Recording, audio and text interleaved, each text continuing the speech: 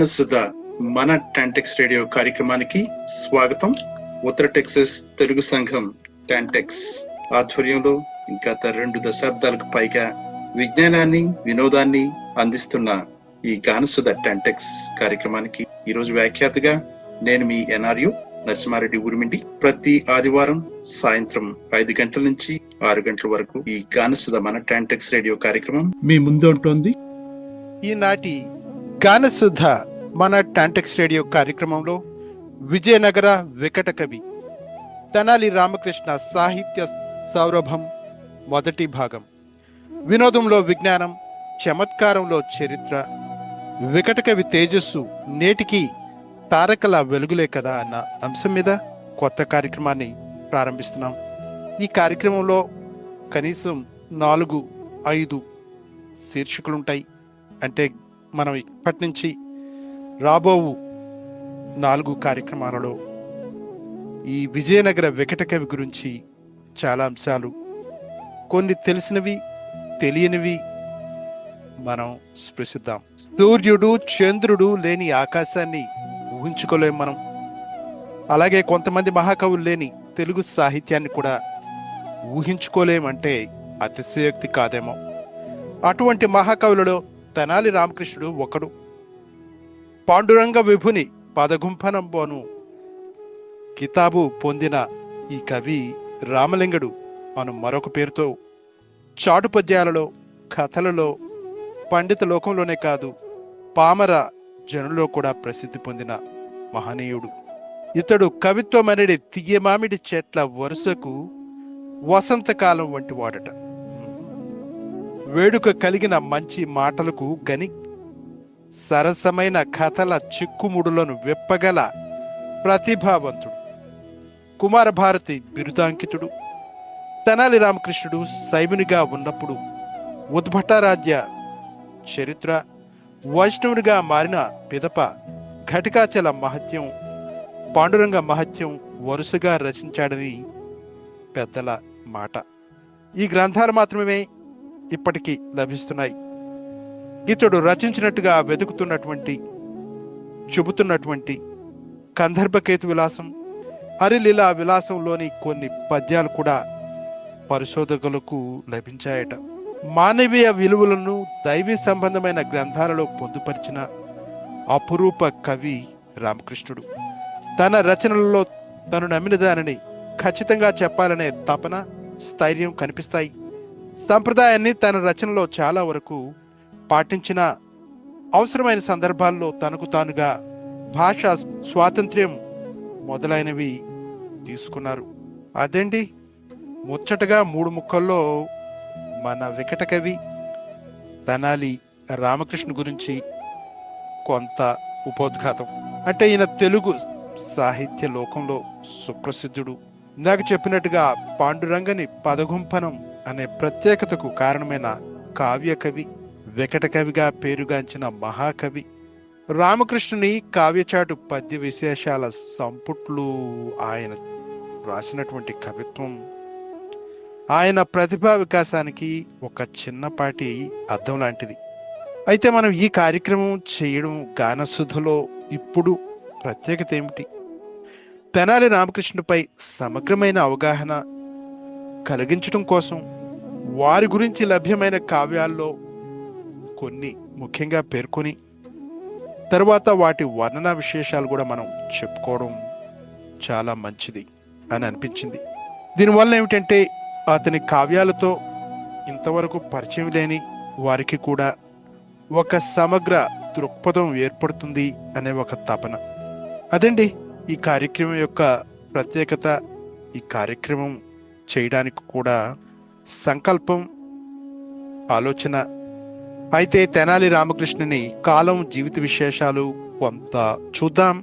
పండిత లోకంలోనే కాదు పామర జనుల్లో కూడా ప్రసిద్ధమైన పేరు తెనాలి రామకృష్ణుడు.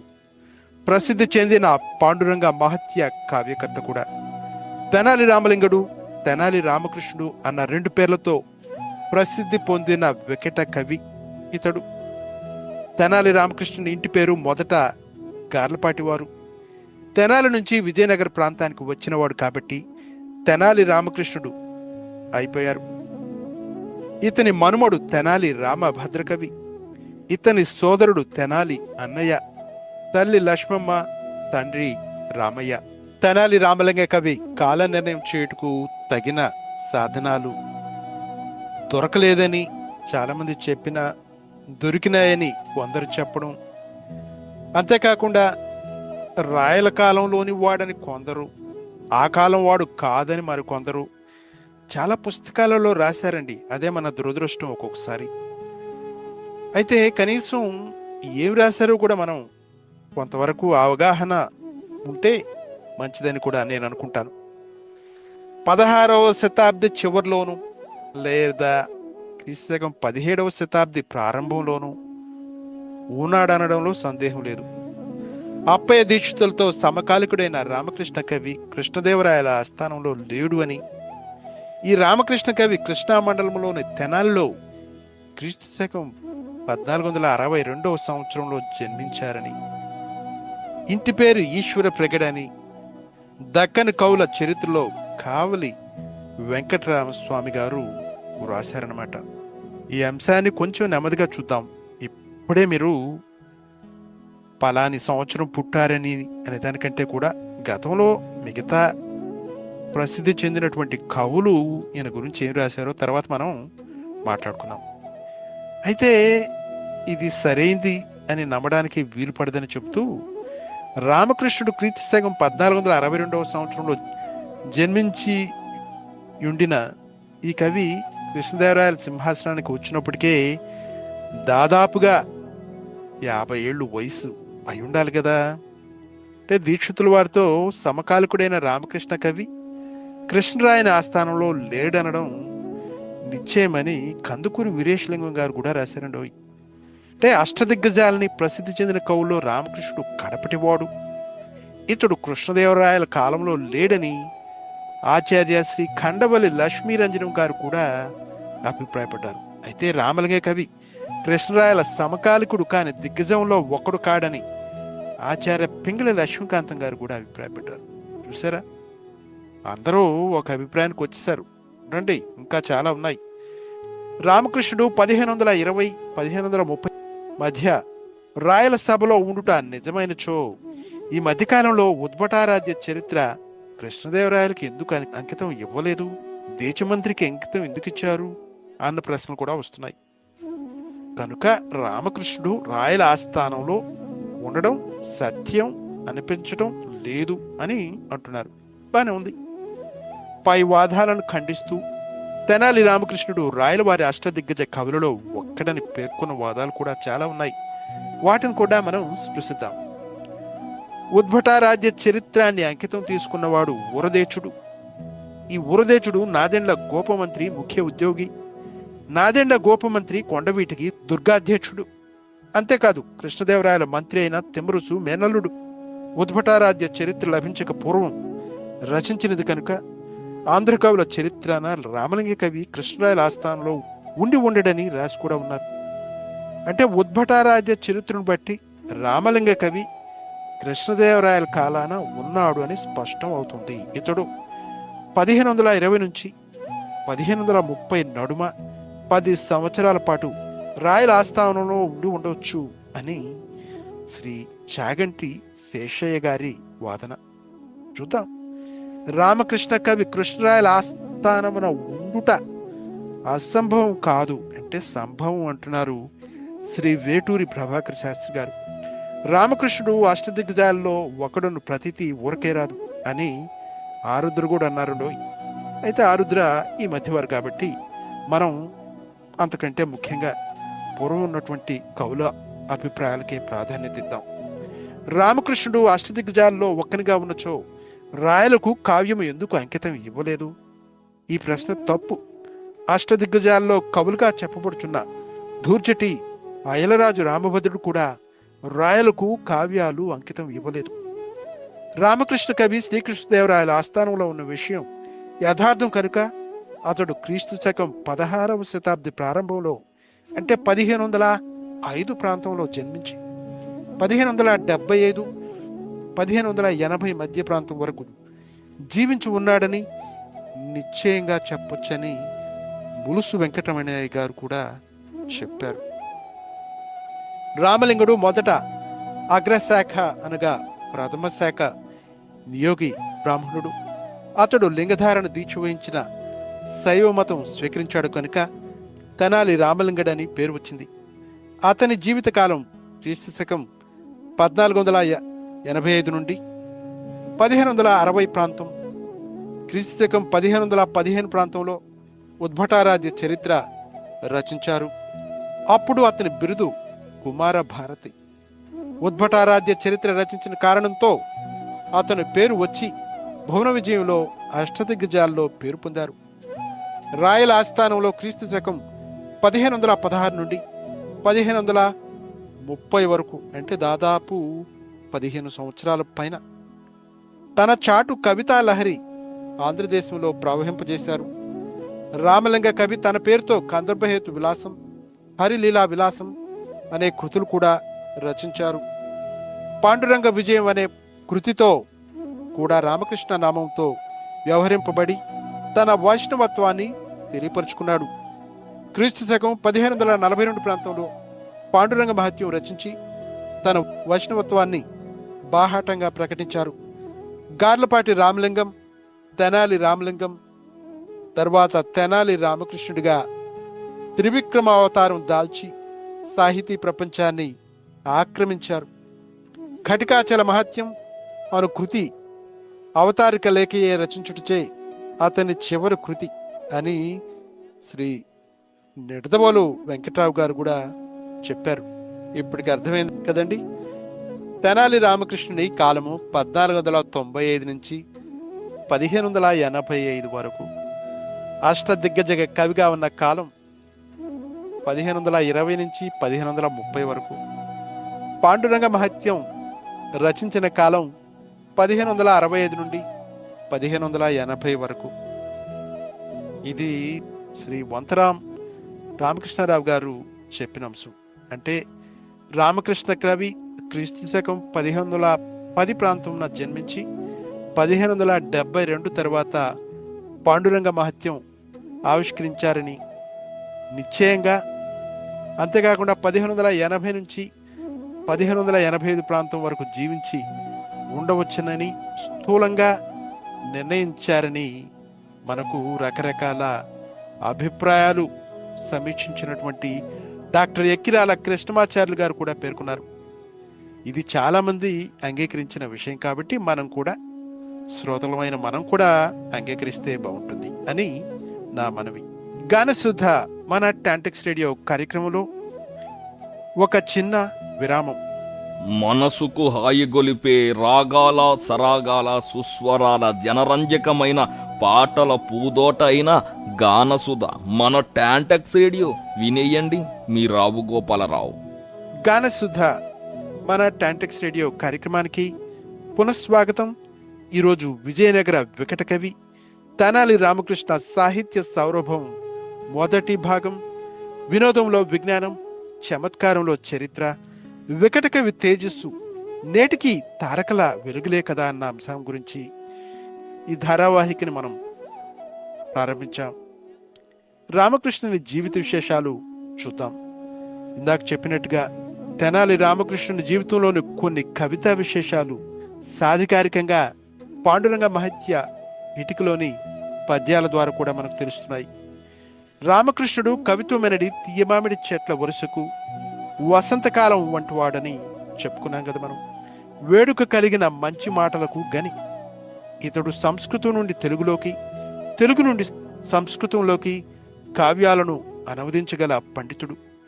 ఆసు మధుర చిత్ర విస్తరములనే 4 విధముల కవిత్వ మార్గంలో గొప్పవాడు. శైవ వైష్ణవ పురాణాల్లోని నానార్థాలు ఈ కవికి కరతలామలకములు. కరతలామలకం అంటే ఏమిటండి? అరిచేతిలో ఉసిరికాయలాగా చాలా సులభం అన్నమాట. యజుర్వేదంలో 2 శాఖలు. మొదటిది శుక్ల యజు శాఖ, రెండవది కృష్ణ యజు శాఖ. మొదటి శాఖ అయిన శుక్ల యజుర్వేదాన్ని ప్రథమ శాఖ అంటారు. రామకృష్ణుడు ఈ శాఖకు చెందినవాడు. సరస కవి, రమ్య గుణములు కలవాడు. ఇతడు కౌండిన్యస గోత్రుడు. దేవేంద్రుని గురువైన బృహస్పతితో సమానమైన వాడు. అనేక కావ్యాలను చదివినవాడు.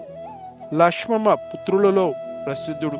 తూర్పు కొండ నుండి పడమర కొండ వరకు ఉన్న, దక్షిణాన శ్రీరామ సేతువు నుండి ఉత్తరాన హిమాలయం దాకా, అంటే దీన్నే మనం ఆ సేతు సీతాచలం అంటాం కదా, వరకు వ్యాపించిన భారతదేశంలో కవిత్వ విద్యాబల ప్రౌఢిలో రామకృష్ణుడికి ఎదురులేదు.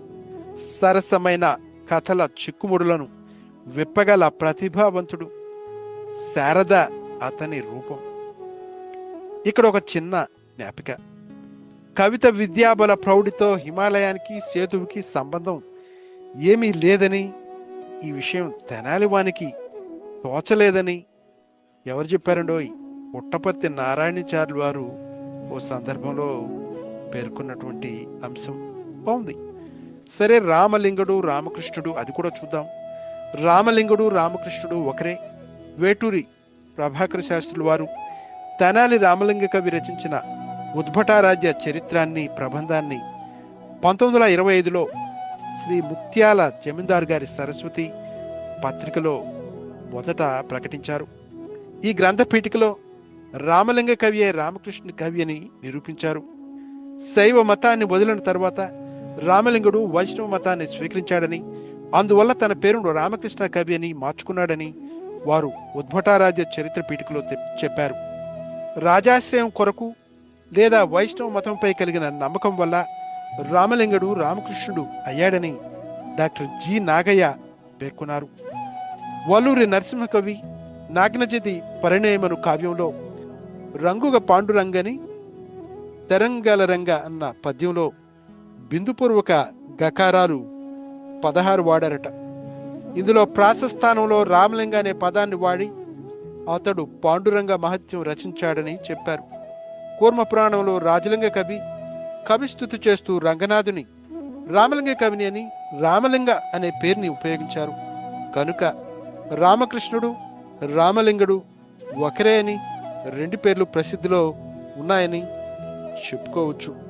ఇక రామకృష్ణుని రచనలు కూడా చూద్దాం. తెనాలి రామకృష్ణుడు శైవునిగా ఉన్నప్పుడు ఉద్భటారాధ్య చరిత్ర, వైష్ణవునిగా ఉన్నప్పుడు ఘటికాచల మహత్యం, పాండురంగ మహత్యాలు వరుసగా రచించారని మనం చెప్పుకున్నాం కదా. తెనాలి రామకృష్ణుని రచనలో ఉద్భటారాధ్య చరిత్ర, ఘటికాచల మహత్యం, పాండురంగ మహత్యం మాత్రమే ఇప్పటికీ లభిస్తున్నాయి.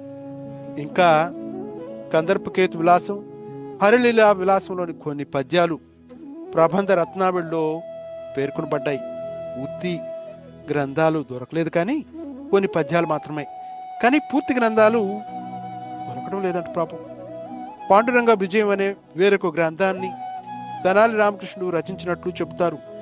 ఈ గ్రంథం కూడా దొరకడం లేదు. సరే, మరి వికట కవి ఏమిటి ఈ గొడవ అని కూడా చూద్దాం. రామకృష్ణుని పేరు వినగానే వికట కవి అనే పదం గుర్తుకు వస్తుంది. చిన్నప్పుడు ఏమీ చదువుకొని రామకృష్ణుడు కాళీమాతను ప్రత్యక్షం చేసుకున్నాడని ఒక కథ. ఓ చేతిలో ధనలక్ష్మిని, మరో చేతిలో విద్యాలక్ష్మిని పాయసంగా మార్చి వెండి గిన్నెలో నింపి జగన్మాత తీసుకుని వచ్చింది. ఒక్క గిన్నెను మాత్రమే తీసుకోమని కాళీమాత కోరగా 2 గిన్నెలోని పాయసాన్ని కలిపి తాగగా అమ్మ కోపించి వికటకవిగా రామలింగని మార్చిందని ఒక పురాతన కథ. కోపం వచ్చినప్పుడు కూడా వీళ్ళు వికటకవి అని బిరుదిస్తారండోయ్. అదనమాట. బాగుంది. వికటంగా కవిత్వం చెప్పువాడు, హాస్యకరుడని వికటకవి అనే పదానికి అర్థం.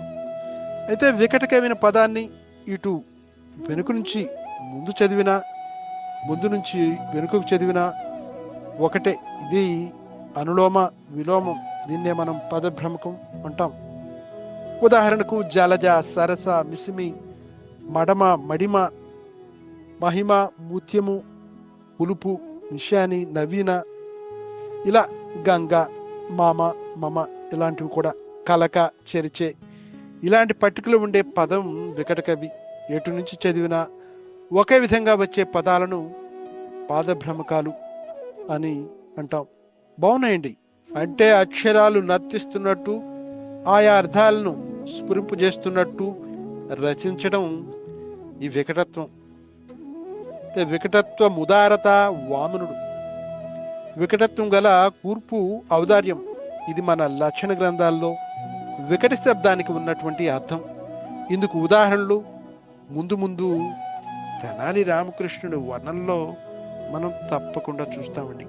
తెనాలి రామకృష్ణుడు అంటే మనకు తెనాలి రామకృష్ణుడు సినిమా గుర్తొస్తుంది. ఎందుకంటే అందులో అద్భుతమైనటువంటి పద్యాలు కూడా ఉన్నాయి. సన్నివేశాలు, హాస్య సన్నివేశాలు, చమత్కార సన్నివేశాలు ఎన్నెన్ని చెప్పుకో మనం. పుస్తకాలలో లేకపోయినప్పటికీ లోకాన ప్రజాదరణ పొందిన పద్యాన్ని చాటువు అంటారు.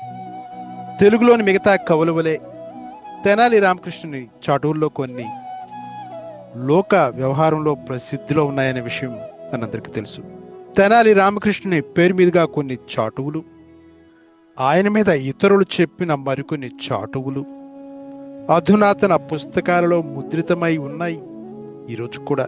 వాటిలో ప్రసిద్ధి పొందిన రామకృష్ణ కవి చాటు పద్యాలను, ఆయన చమత్కార సంభాషణ వైఖరిని మనం కొంతవరకు తెలుసుకుందాం. శ్రీకృష్ణదేవరాయల కీర్తిని వర్ణిస్తూ తెనాలి వారు పలికిన చాటు పద్యం ఇది. కృష్ణదేవరాయల కీర్తి తెల్లగా ఉంటుందట. నరసింహ కృష్ణరాయని కరమరదగు కీర్తి యొప్పే కరిబిత్ గిరిబిత్ కరి కరిబిత్ గిరి గిరిబిత్ కరిబిత్ గిరిబిత్ తురంగ కమనీజంబై. అంటే ఈ పద్యం యొక్క సారాంశం ఏమిటంటే, సాళువ నరసింహరాయల కుమారుడైన ఓ శ్రీకృష్ణదేవరాయ, మిక్కిలి ఆశ్చర్యకరమైన కీర్తి గజాసురుని సంహరించిన శివుని వలె, పర్వతముల రెక్కలను భేదించిన ఇంద్రుని ఏనుగు ఐరావతం వలె, ఈశ్వరుని కైలాస పర్వతం వలె, కొండలను భేదించిన వజ్రాయుధం వలె, ఈశ్వరుని ఇంద్రుని వాహనములైనటువంటి నందీశ్వర ఉచ్చైశ్వము వలె అందంగా తెల్లగా ప్రకాశిస్తున్నాయి. ఇందులో కరిభిత్ మొదలైన పదాలతో కవి కీర్తి అనే అమ్మాయికి గజారోహణం చేయించారంటారు.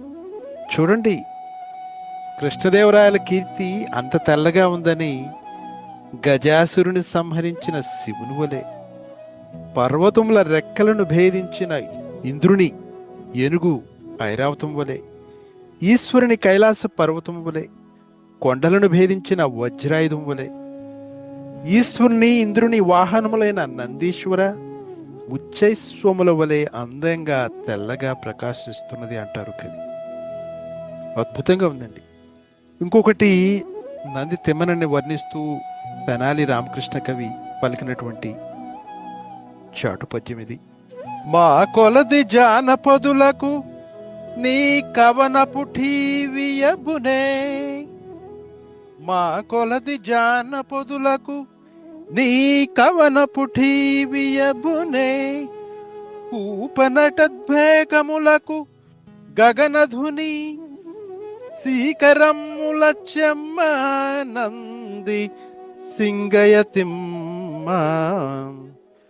కూపనటద్వేగములకు గగనధుని సీకరముల చెమ్మ నంది సింగయతిమ్మ.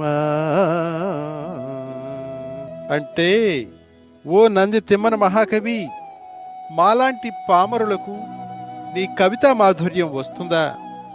బావిలోని కప్పలకు ఆకాశగంగా చల్లటి తుంపరల చెమ్మలాంటి వాడివి నువ్వు.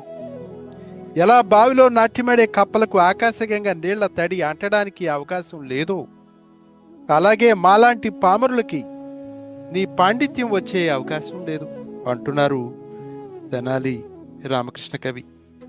అంటే ఈ పద్యంలోని 3వ పాదంలో గగనధుని అనే ప్రయోగాన్ని నాకధుని అనే కృష్ణదేవరాయలు మార్చి రామకృష్ణుని పొగడ్తా పొందారట. బాగుంది. నాకధుని అంటే కోరిన వరాలిచ్చే స్వర్గములో ఉండే గంగ. ఆకాశం కంటే స్వర్గం పైన ఉంటుంది. గగనం అంటే శూన్యం. శూన్యంలో ఉండే గంగ కంటే స్వర్గంలో ఉండే గంగ అనే అర్థం వచ్చే నాకధ్వని పదప్రయోగం బాగుందని తాత్పర్యం. బాగుందండి, చాలా బాగుంది.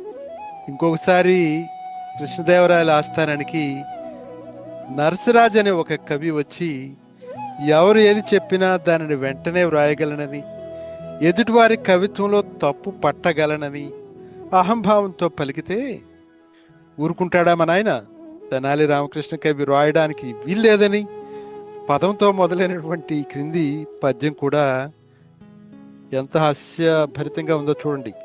త్రువ్వట బాబా తలపై పువ్వట, జాబిల్లి వల్వబూదట, చేదే బూవట, చూడగనులుక్కవ్వట, అరయంగ నట్టి హరునకు జే. అంటే గంగను తలపై కలిగిన వాడు శివుడు, చందమామ అతని తలపై పువ్వట, బూడిద కట్టే వస్త్రమట, విషమ ఆహారమట, జ్ఞానము లేనివాడు చూస్తే అంతా మాయగా కనిపిస్తాడు. అటువంటి శివునకు జేజేలు అని ఈ పద్యానికి స్థూలంగా తాత్పర్యం. చూడన్ ప్లస్ కను లులుక్కువట అని కొంతమంది విడదీసి శివుని యొక్క మూడవ కన్ను ప్రసక్తి ఉందనడం విశేషం. త్రవ్వ అనగా ఎద్దు అని కొందరు అర్థం చెప్పి ఎద్దు వాహనంగా కలిగిన వాడని మొదటి పదాన్ని వివరించారు. త్రువ్వట అనే పదం రాయలసీమలో నీరు అనే అర్థంలో వాడతారని, కనుక నీటిని గంగా నదిని తలపై కలిగినవాడు శివుడని మరికొందరు ఈ పదానికి కొంచెం దూరాన్వయ వివరణ కూడా చేసిన సందర్భాలు కూడా ఉన్నాయి. త్రువ్వట బాబా తలపై పువ్వట, జాబిల్లి వల్వ పూదట, చేదే బువ్వట, చూడగనులు కువ్వట, అరయంగ నట్టి హరునకు జే. అద్భుతంగా ఉంది తెనాలి రామకృష్ణ కవి పద్యం. ఈ నరసరాజుని తిట్టిపోసే ఇంకొక పద్యం కూడా చూద్దాం. తెలియనివన్నీ తప్పులని దిట్టతనాన సభాంతరంబున్ బలుకగా రాదురోరి పలుమార పిశాచపు పాడగట్ట, నీ పలికిన మాట దుమ్మువడ, భావ్యమెరుంగక పెద్దలైన వారల నిరసిన్ ప్రగడరా నరసా విరసా తుసా భుసా అని నరసరాజుని మన తెనాలి రామకృష్ణ కవి తిట్టిపోశాడు ఒక చాటు పద్యంలో. అంటే మిగతా పద్యం అంతా తేలిగ్గా అర్థమవుతుంది. ఇందులో చివరి పదాలు తిట్టుకు గట్టితనం కలిగించడానికి రూపుమార్చుకున్న అర్థం లేని పదాలు. బాగుంది కదా? ప్రగడరా నరస విరస తుస భుస బాగుంది. ఇలా శ్రీకృష్ణదేవరాయల ఆస్థానంలో ఉన్నటువంటి తెనాలి రామకృష్ణ కవి పాండిత్యం గురించి ఏమని చెప్పుకోగలం? గానసుధ మన టాంటిక్స్ రేడియో కార్యక్రమంలో ఇప్పుడు ఒక చిన్న విరామం. గానసుధా గానసుధా గానసుధా మన టాంటిక్స్ రేడియో వినండి, చాలా బాగుంటుంది. ఏంటో గానసుధ మన టాంటిక్స్ రేడియో కార్యక్రమానికి పునఃస్వాగతం.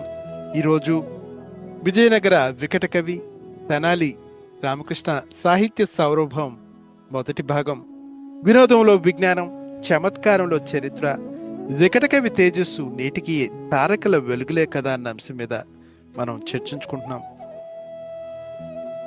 ఒకరోజు శ్రీకృష్ణదేవరాయల వారు నిండు సభలో మహాకవి దూజటి గొప్పతనాన్ని పొగుడుతూ ఒక పద్యం మొదటి పాదం చెబుతారు. స్తుతమతి అయిన యాంధ్ర కవి దూర్జటి పల్కులకేల కల్గెని అతులిత మాధురీ మహిమ. అంటే పొగడదగిన గొప్పవాడైన దూర్జటి కవిత్వంలో ఇంత సాటిలేని తీపి ఎలా వచ్చింది అని రాయలవారు చెప్పగా ఒక పాదం పూర్తి చేయగా మరి తెనాలి రామకృష్ణ కవి ఆయన ఏం చెప్పారు? ఆయన అందుకొని ఆ తెలిసెన్ భువనైక మోహనోద్దత సుకుమార వార వనిత జనత ఘనత పహారీ సంతత మధురాధరోదిత సుధార సధారలు గ్రోలుటం జుమి అంటారు. అంటే దీని అర్థం ఏమిటంటే వేశ్యల తీయని పెదవుల్లోని తీపులను ఎప్పుడూ ఆస్వాదించడం వల్ల దూర్జటి కవిత్వంలో కూడా ఆ తీపి చేరింది అని రామకృష్ణుడు చమత్కారికంగా కొంటగా ఈ పద్యాన్ని పూరించడం భువన విజయంలో ఒక మరపురాని ఘట్టం అని చెప్పుకోవాలి. మనం నిజంగా వేటూరు ప్రభాకర్ శాస్త్రి గారు కానివ్వండి, కృష్ణరాయలు దుర్జటి కవి కవన శక్తిని గూర్చి పద్య రూపాన ప్రశ్నింపగా ఒక కవి పూరించిన ఈ చాటువును తమ చాటు పద్య మణిమంజరిలో ఉదహరించారు. అవునండి, చాటు పద్య మణిమంజరని వేటూరు ప్రభాకర్ శాస్త్రి గారి గొప్ప రచన. వీలుంటే మీరు కూడా అది చదవండి. రామకృష్ణుని చాటు పద్య పూర్ణ కర్తగా వారు ఒప్పుకోలేదు. సరే, రామకృష్ణుడు గారికి ఎలాంటి వారి మీదైనా కానీ చమత్కారంగా పద్యాలు అలా అలా అలవోకగా అల్లడం ఆయనకు ఇష్టం అన్నమాట. సరే, ఇంకా రెండు సమస్యాపూరణలు ఉన్నాయి. అవి కూడా రెండు తెనాలి రామకృష్ణుడివే. మొదటిది తనను అవమానించే వారి దగ్గర, రెండవది తనను గౌరవించే శ్రీకృష్ణదేవరాయల దగ్గర చేసిన పూరణలువి. ఈ రెండు కూడా మీరు తెనాలి రామకృష్ణ సినిమా చూస్తే తప్పకుండా దీన్ని వినే ఉంటారు, చూసే ఉంటారు. రాయల గారి ఆస్థానంలో అప్పుడప్పుడు తెనాలి రామకృష్ణ మీద ఉన్నటువంటి అసూయతో ఒక సమస్యనిస్తారు. కుంజర యోధంబు దోమ ఉత్తుకు జొచ్చాను అంటే ఏనుగుల గుంపు దోమ ఉత్తుకులోకి వెళ్ళింది అన్నట్టుగా. అప్పుడు తెనాలి రామకృష్ణుడు దాన్ని వారిని ఏ విధంగా అవమానించాలో కూడా అవమానిస్తూ ఆ సమస్య పూర్ణ ఈ విధంగా చేస్తారు. గంజాయి త్రాగి తురకల సంజాతుల కూడి కళ్ళు చవిగొన్నవా లంజల కొడక ఎచ్చట కుంజర యూదంబు దోమ కుత్తుకొజొచ్చెన్. ఏమంటున్నారు? ఒరేయ్, మొత్తం మంది తాగావా? ఏనుగుల గుంపు దోమ కుత్తుకులోకి వెళ్ళటమా? పిచ్చి పిచ్చిగా మాట్లాడుతున్నావు అంటూ అలా కోపంగా సమస్యను పూరిస్తారు. మరే అదే ప్రశ్న రాయలవారు ఈసారి అడుగుతారు రామకృష్ణుడిని. కుంజర యూధంబు దోమ ఉత్తుకు జొచ్చన్. రామకృష్ణ గారిని సమస్యను పూరించమని రాయలవారు అడిగినప్పుడు ఆయన ఏ విధంగా దీన్ని పూరిస్తారో చూద్దాం. రంజన చెడి పాండవులరి భంజనులై విరటు గొల్వ పాల్పడిరకట సంజయ విధినే మందును కుంజర యూధంబు దోమ ఉత్తుకజొచ్చెన్ అంటూ రామకృష్ణ కవి గుర్తు చేస్తారు. అంటే సంజయ, సంతోషం చెడిపోయి శత్రు సంహారకులైన మహాపరాక్రమవంతులైన పాండవులు విధివశాత్తు విరాటుని దగ్గర సేవ చేస్తున్నారు. విధిని ఏమనాలి? ఏనుగుల గుంపు వంటి పాండవులు విరాటుడనే దోమ కుత్తుకులోకి వెళ్ళినట్లుందయ్యా అని చమత్కారంగా అద్భుతంగా పూరిస్తారు. అది మన తెనాలి రామకృష్ణ కవి యొక్క పాండిత్యం. ఒకరోజు పెద్దన గారు సభలో కృష్ణరాయలను పొగుడుతూ ఈ క్రింది పద్యం చెప్తారు. శరసంధాన బలక్షమాది వివిధైశ్వర్యంబులం గల్గి దుర్భర షండత్వభిల ప్రవేశ చలన బ్రహ్మజ్ఞతల్ మానినన్ నరసింహ క్షితి మండలేశ్వరుల నన్నన్ వచ్చునీ సాటిగా నరసింహ క్షితి మండలేశ్వరుని కృష్ణ రాజకంఠీరవా. అంటే ఏమిటి? ఓ నరసింహరాయల కుమారుడైన శ్రీకృష్ణదేవరాయ, రాజులలో సింహం లాంటి వాడా, రాజశ్రేష్ఠ, అర్జునునికి నపుంసకత్వం, సింహానికి గుహలో దాగి ఉండడం, భూమికి కంపించడం, శివునికి బ్రహ్మదేవుని తల నరుకుట అను దోషాలు ఉండుటచే నీతో సరిపోలరు. వాటికంటే నువ్వే గొప్పవాడివి. ఈ పెద్దనగారి పద్యంలో సింహానికి గుహలో దాగి ఉండుట అనే ఒక దోషం ఉందని చెబుతూ మరలా రాయలను కీర్తిస్తూ రాజకంఠీరవా అంటే రాజులలో సింహం లాంటి వాడా అంటారు కదా పెద్దనగారు, అది దోషమని మన తెనాలి రామకృష్ణుడు చెప్పగా దోషరహిత పద్యాన్ని రాయల వారు చెప్పమన్నారు. అప్పుడు పుట్టినటువంటి చాటు పద్యం ఈ కింది పద్యం. చూడండి ఎంత పెద్దనామాత్యులంటే ఆయన అలసాని పెద్దనామాత్యులు. ఆయన్నే తెనాలి రామకృష్ణుడు తప్పుపట్టాడంటే అతనిలో ఉన్నటువంటి చమత్కారం, పాండిత్యం అంతా ఇంతని చెప్పాల.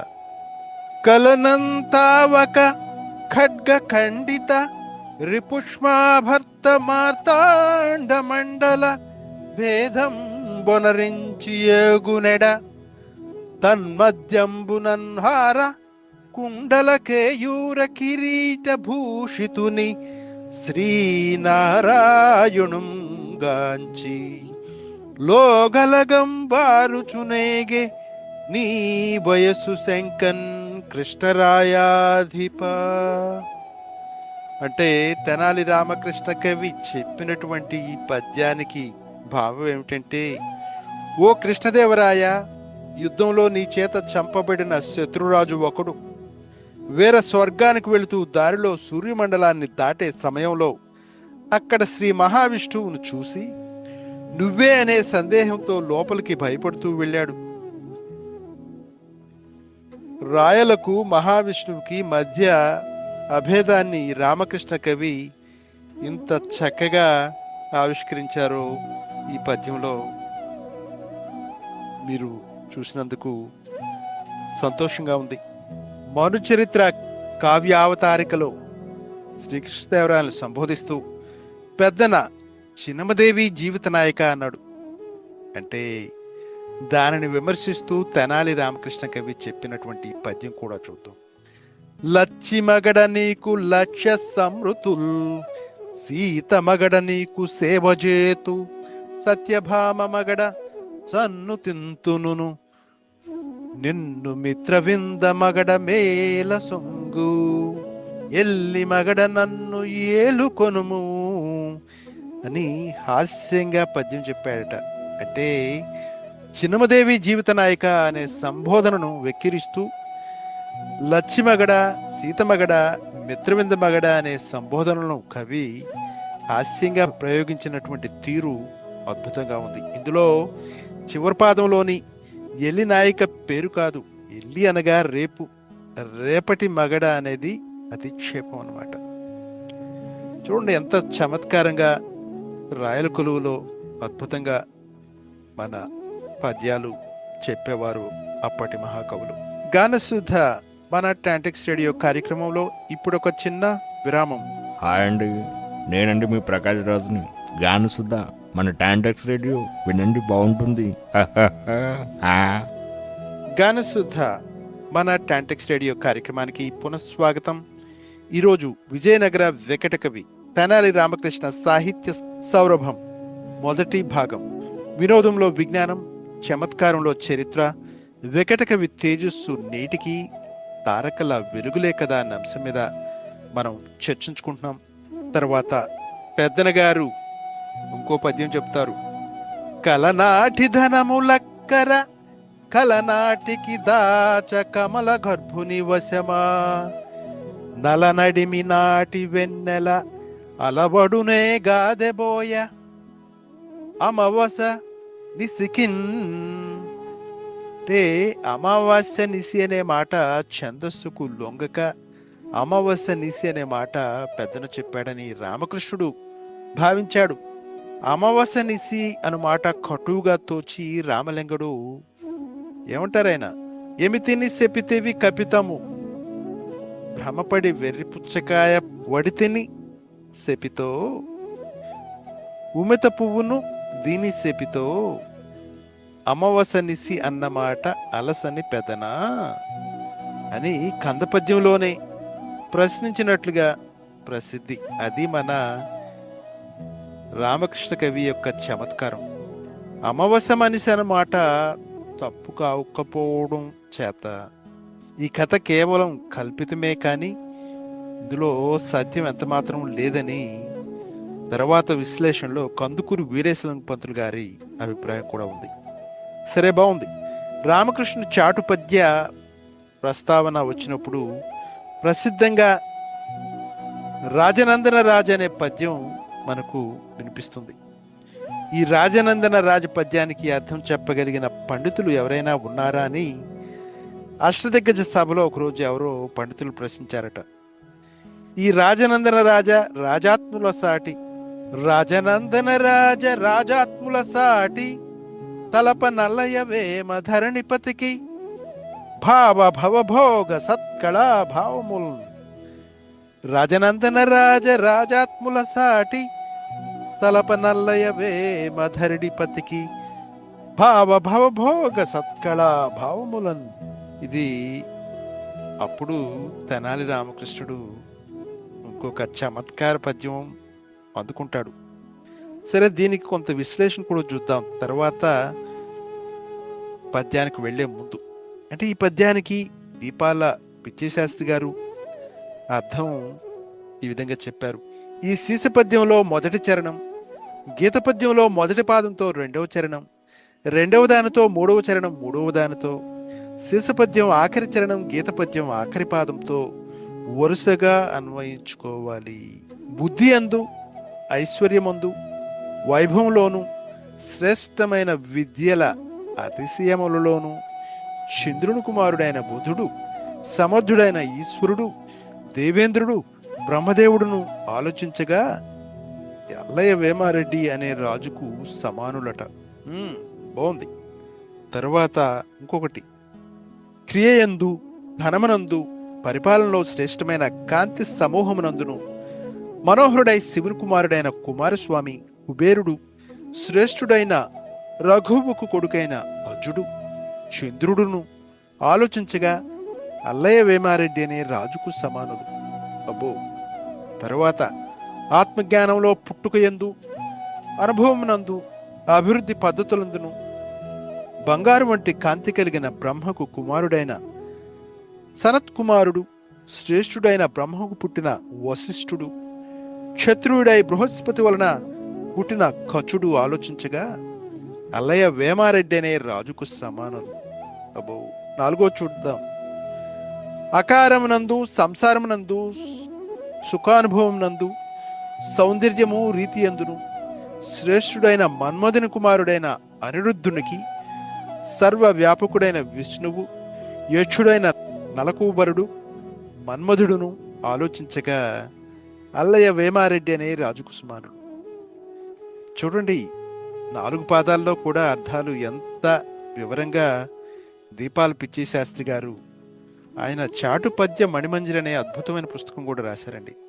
ఇందాక వేటూరి ప్రభాకర్ శాస్త్రి గారు, దీపాల పిచ్చిశాస్త్రి గారు వీళ్ళ 2 పుస్తకాలు కూడా చాలా అద్భుతంగా ఉంటాయి. చాటు పద్య మణిమంజరి. అప్పుడు మరి తెనాలి రామకృష్ణ ఊరుకుంటాడా?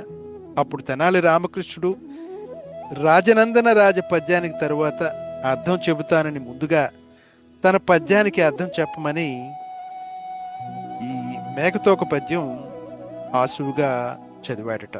ఇది అందరికీ తెలిసిందే.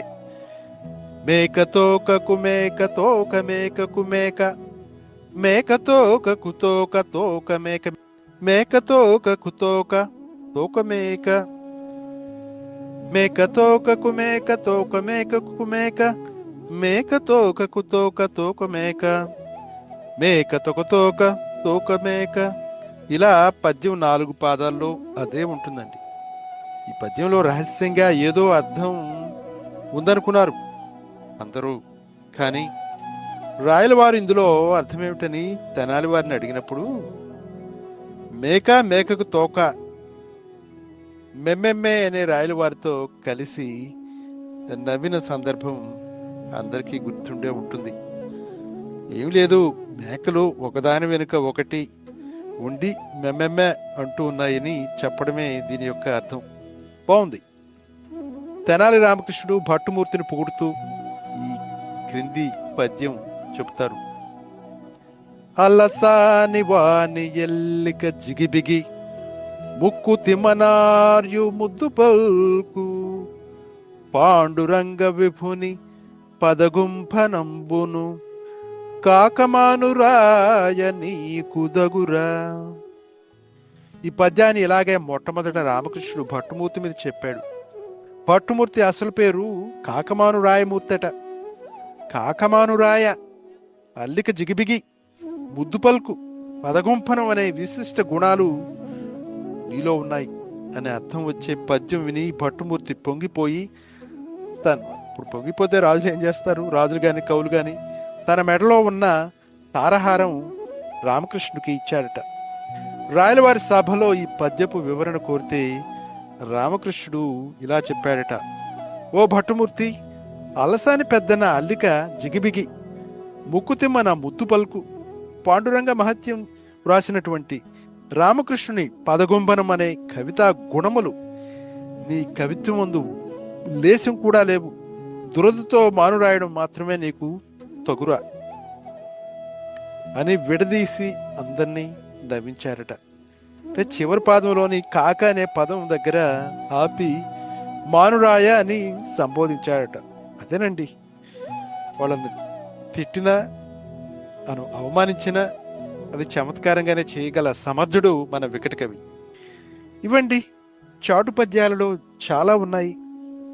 కొన్ని ఉదాహరణలతో ఈరోజు కార్యక్రమాన్ని మనం సమయాభావం వల్ల ముగించవలసి వస్తోంది.